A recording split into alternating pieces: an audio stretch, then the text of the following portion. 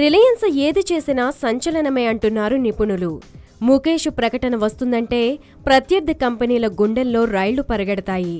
తాజాగా 40వ వార్షిక సర్వసభ్య సమావేశం సందర్భంగా రిలయన్స్ అధినేత ముఖేష్ అంబానీ ఫ్రీ ఫోన్ ప్రకటన అలాంటి భయాలనే రేకెత్తిస్తోంది. ఒక్క జియో ఫోన్ లాంచ్తో ఏకంగా 3 మేజర్ మార్కెట్లకు దడ పుట్టించింది రిలయన్స్. ఈ ఫోన్ వల్ల టెలికాం సర్వీస్ ప్రొవైడర్లు, కేబుల్, డిటిహెచ్ సర్వీస్ ప్రొవైడర్లు, ఎంట్రీ లెవెల్ స్మార్ట్ ఫోన్ తయారీ కంపెనీలకు పెద్ద ఎదురుదెబ్బ తాకిందంటున్నారు నిపుణులు.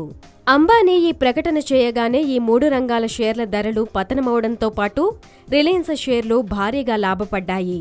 ఫ్రీగా జియో ఫోన్ అన్న ప్రకటన ద్వారా ఇండియాలో ఉన్న 50 కోట్ల మంది ఫీచర్ ఫోన్ వినియోగదారుల దృష్టిని ఆకర్షించారు అంబానీ.